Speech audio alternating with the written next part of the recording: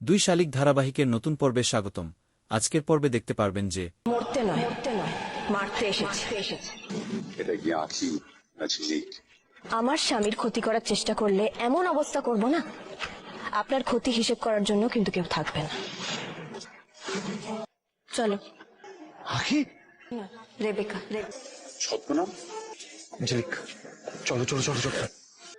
যাদের ঘরে খেলে থাকলে আরে যাওয়ার সময় তাদেরকে যে একটু বলে যেতে হয় সেখানটুকুনো নেই।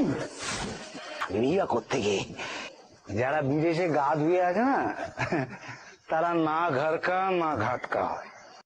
যে লোকটা এখনো ঠিক করতে পারলো না কোন থালাতে চাটবে, সে আমাকে এই কথাটা বলছে।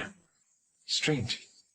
প্রথমে পিয়ারকে থালা চেটেছেন, তারপর মাঝে আবার আমার শ্বশুর মশাইয়ের থালা চাটতে গিয়ে তার সম্পত্তি দখল করতে গেছিলেন।